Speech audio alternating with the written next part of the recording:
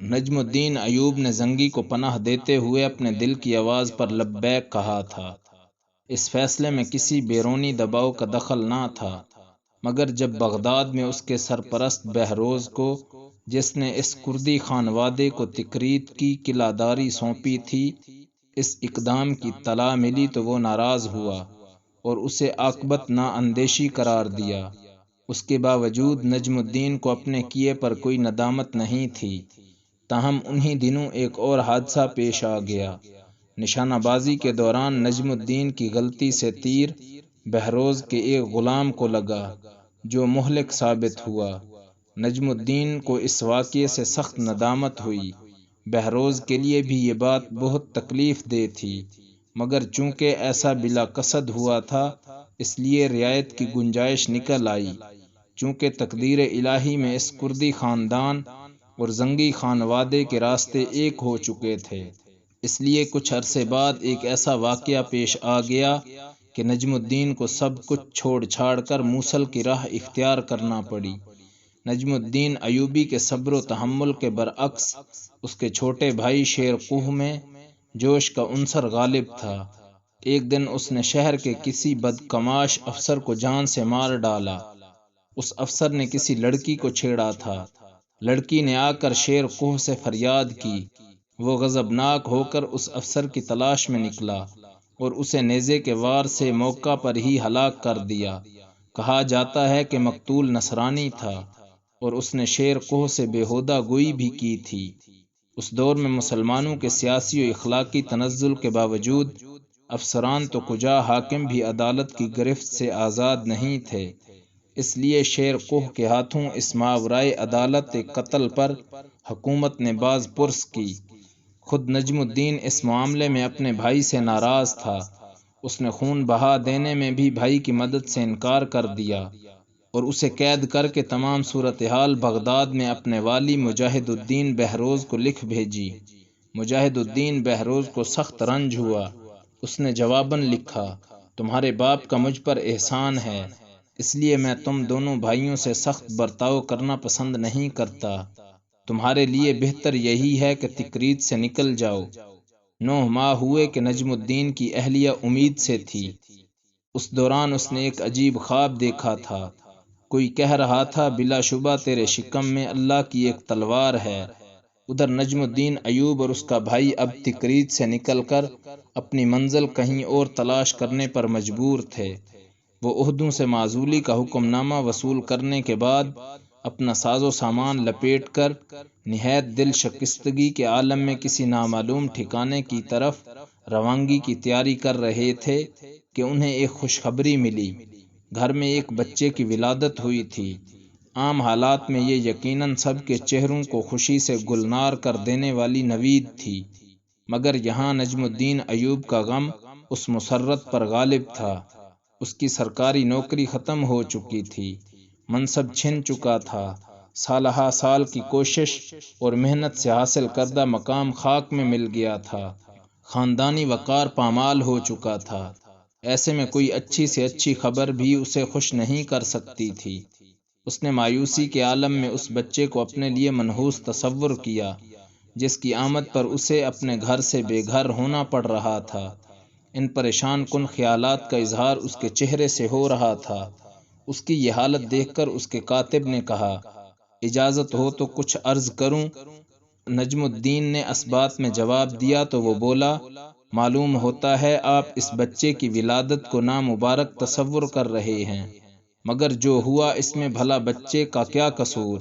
یہ تو اللہ کی تقدیر تھی، اور یہ بھی تو ہو سکتا ہے کہ یہ بچہ کل ایک بہت بڑا بادشاہ بن جائے، جس کی ساری دنیا میں شہرت ہو۔ غمزدہ نجم الدین ایوب اس بہلاوے سے کہاں بہلتا۔ اس نے اس جملے کو محض ایک مذاق خیال کیا۔ البتہ اب اسے بچے پر پیار آنے لگا۔ غیب کا علم اللہ کے سوا کسی کو نہیں۔ اس کے سوا کون جانتا تھا کہ اس بچے کو دنیا کی تاریخ کے چند عظیم و شان فاتحین کی صف میں جگہ ملنے والی ہے؟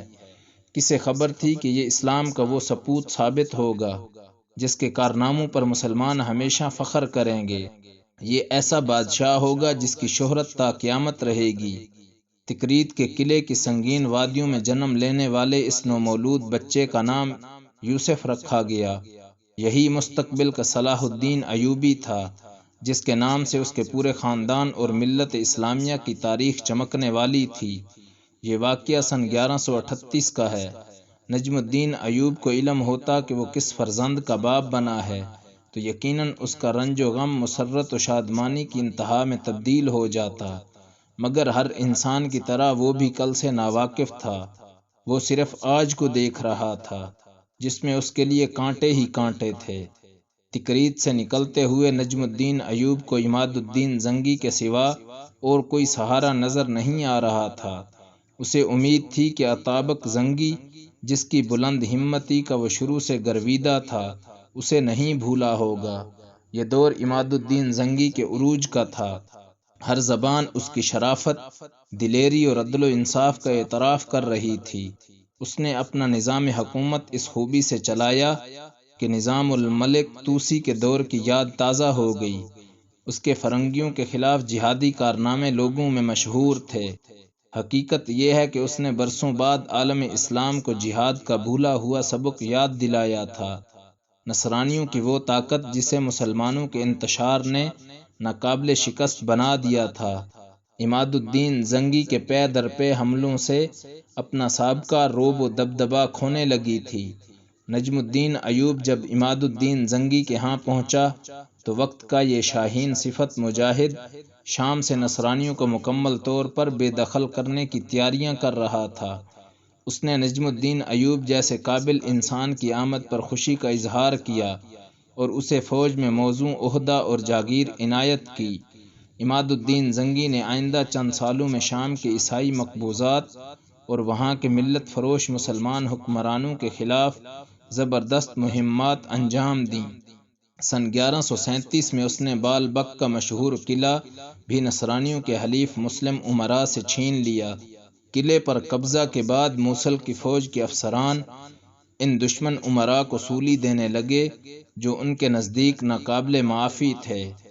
عام طور پر زنگی اپنے مخالفین سے اتنا سخت سلوک نہیں کرتا تھا، مگر بال بک کے امراء نے قلعے پر اس افواج کے قبضے سے قبل شہر کے مال و متاع اور ساز و سامان کے تمام ذخائر تباہ کر دیے تھے تاکہ حریف کو کوئی مالی فائدہ نہ ہو۔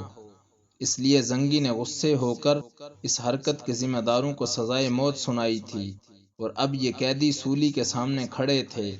ان میں ایک خوبصورت سن رسیدہ امیر بھی اپنے لڑکے کے ساتھ سزا کا منتظر تھا۔ لڑکے کا حسن و جمال چاند کو شرماتا تھا۔ جب اس کی باری آئی تو اس کے بوڑھے باپ نے آگے بڑھ کر زنگی کے سالار امیر یاغ بسانی سے کہا، تمہیں تمہارے آقا زنگی کا واسطہ، اس سے پہلے مجھے سولی دے دو تاکہ میں اپنے بچے کو اپنی آنکھوں کے سامنے دم توڑتا نہ دیکھوں۔ یہ کہہ کر وہ رونے لگا۔ نجم الدین ایوب موصل کی فوج کے ایک افسر کی حیثیت سے وہاں موجود تھا۔ وہ یہ درد مندانہ جملہ سن کر تڑپ اٹھا۔ اس کی آنکھیں بھر آئیں۔ چونکہ سولی دینے کا ذمہ دار امیر یاغ بسانی تھا، لہٰذا نجم الدین نے اس قیدی کی سفارش کرتے ہوئے اسے کہا کہ اس بیچارے کو رہا کر دیا جائے۔ امیر نے کہا، یہ میرے اختیار میں نہیں، میں آقا کے حکم پر عمل کر رہا ہوں، حکم عدولی سے ڈرتا ہوں۔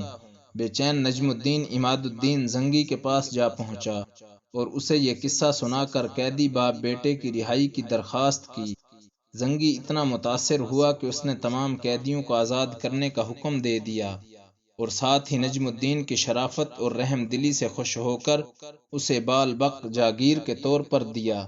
بال بک لبنان کا ایک تاریخی شہر ہے۔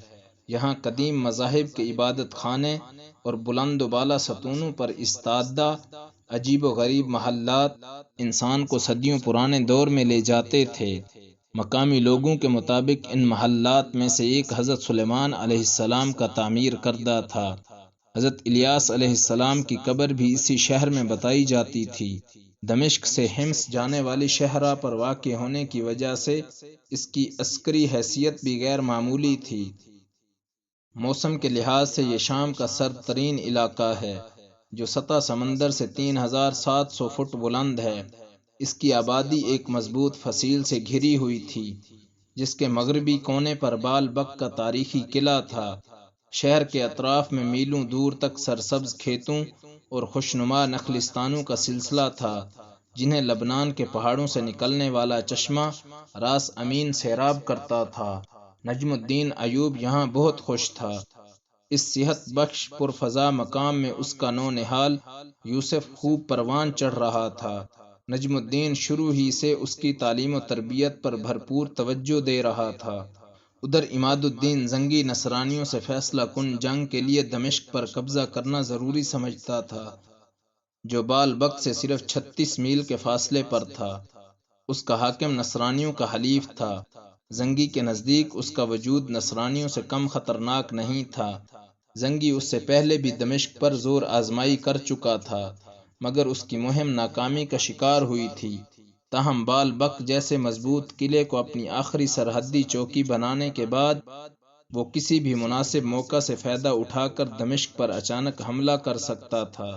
سن 1140 میں عماد الدین کو دمشق کے حاکم جمال الدین کی موت کی خبر ملی۔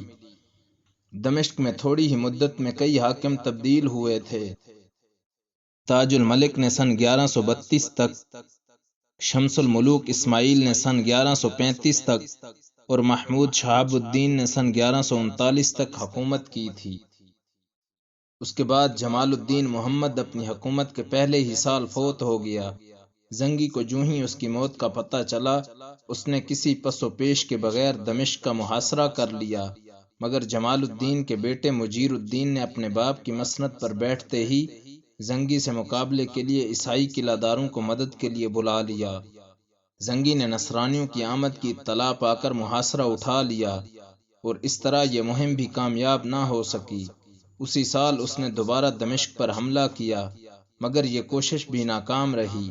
دمشق پر مجیر الدین کی حکومت سن 1154 تک برقرار رہی۔ اس کے اور اس کے باپ کے دور میں سارا انتظام نائب معین الدین انز کے پاس رہا، جو سن 1149 میں فوت ہوا۔